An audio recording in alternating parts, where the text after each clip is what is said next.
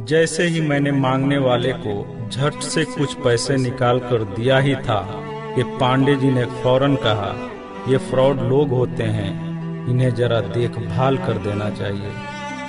ये लोग हमारी अच्छाई का फायदा उठाते हैं और हमें ठगते हैं। पांडे जी की बातों को सुनकर मैंने कहा, आपने बिल्कुल सही फरमाया।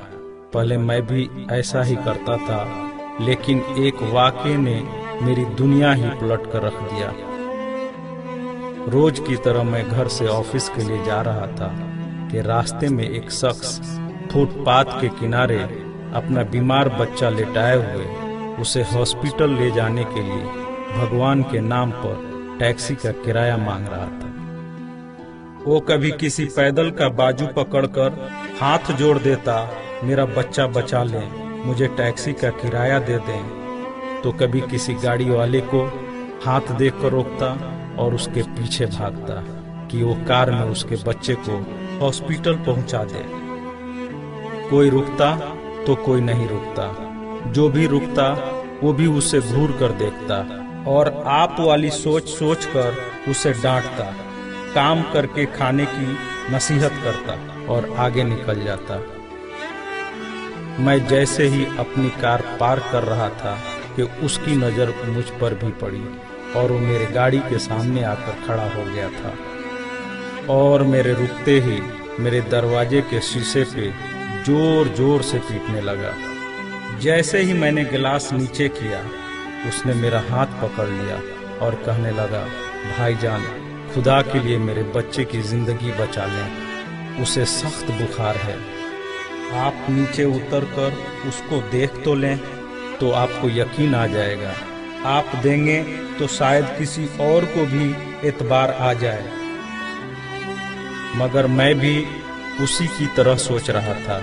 मैंने भी उसे काम करके खाने की तस्कीन की और पिछले जुम्मा की सुनी हुई हदीस उसको भी सुना दी कि कमा कर खाने वाला अल्लाह का दोस्त होता है, और गिलास बंद करके आगे बढ़ गया, ये बड़बड़ाते हुए कि हरामखोर ये हमें बेवकूफ समझते हैं।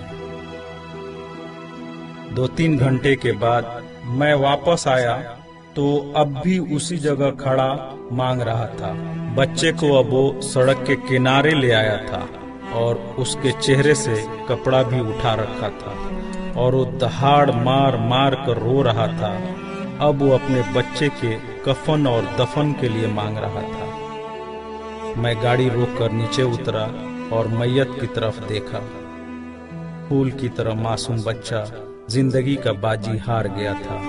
मेरे रोंगटे खड़े हो गए। मैंने जेब में जो कुछ भी था जेब से निकालकर बेगर देखे उसके तरफ फेंका। उससे पहले कि उसका बाप मुझे देखे, मैं उस तेजी से वहां से निकला मानो दुनिया की सारी बलाएं मेरे पीछे लग गई हों। मैं ऑफिस पहुंचा तो मेरा बुरा हाल था, ऐसा कि जैसे मुझे बुखार जकड़ने लगा हो। मेरा काम में मन नहीं लग रहा था। मैंने उस दिन की सारी मीटिंग को कैंसिल कर दिया। मैं भी उसी बच्चे की तरह एड़िया रगड़ रगड़ कर मरना चाहता था। 2-3 दिन के बाद बुखार को तो आराम आ गया, लेकिन मैं जहनी मरीज बन गया था। मुझे लगता था कि मेरी उसी सोच से वो बच्चा मर गया। कुछ दिन गुजरे, मैं ऑफिस में स्टाफ से बात कर रहा था। तब तक रिसेप्शन से आवाज आई, सर आपसे कोई मिलना चाहता है। मैंने पलट कर देखा, सामने उस मरे हुए बच्चे के बाप को देखकर मुझे चक्कर आ गया और मैं पत्थर का बुत बने उसे देख रहा था। तभी उसने अपने जेब में हाथ डालकर कुछ पैसे निकाले और मेरा शुक्रिया अदा करके कहने लगा कि आपके पैसे बड़ी बरकत वाले थे। शायद आपके खुलूस की बरकत थी कि मेरे बहुत सारे काम हो गए। सारे खर्चे के बाद कुछ पैसे बच गए और उनमें से कुछ पैसे मैंने उधार लेकर डाले हैं। ये आप कबूल कर लीजिए, बाकी मैं आपको जल्द ही वापस कर दूंगा। मैंने पैसे वापस लेने से सख्ती से इनकार कर दिया और मिन्नत करके उसे पैसे रखने को राजी कर लिया। और जैसे ही वो जाने लगा, मैंने उसे रोका और अपनी कंपनी में काम करने के लिए पूछा। वो ऐसे राजी हो गया जैसे उसे काम की ही तलाश थी और किसी ने उसके दिल की बात सुन ली हो। वो बहुत खुश हुआ और अगले ही दिन से मेरी कंपनी में बतौर वॉचमैन काम करने लगा। पांडे जी, मैं आपको उससे मिलवाऊंगा, लेकिन वो कार वाला किस्से का जिक्र उससे मत करना। उसने आज तक नहीं पहचाना कि उसने मेरा भी कार रोककर मुझसे मदद मांगी थी।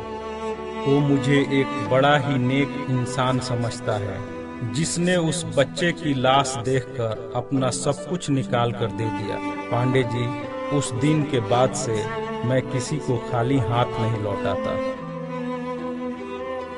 थोड़ा सा देने से ना वो अमीर होता है और ना मैं गरीब। बस दिल को तसल्ली होती है। और रह गई लूटने की बात, तो पांडे जी हमें कौन नहीं लूटता। कपड़े वाला हमें लूटता है, दवाई वाला हमें लूटता है, सब्जी वाला हमें लूटता है, दूध वाला हमें लूटता है। इतना सा लूटने के बाद अगर कोई हमें खुदा के नाम पे लूट ले, तो शायद मरने के बाद खुदा हमारे गुनाहों को माफ कर दे कि ये बंदा मेरे खातिर मेरे नाम पे लूटता रहा, और शायद हमारी गुनाह बख्श दे। पांडे जी, माना कि हर मांगने वाला सच्चा नहीं होता, पर जरूरी ये भी नहीं कि सब झूठे ही हों। वैसे भी अपने काम काज में कई बार फेल होने के बाद भी हम कोशिश करना नहीं छोड़ते, तो कुछ ठग लोगों की वजह से जरूरतमंदों की मदद करना क्यों छोड़ देते हैं।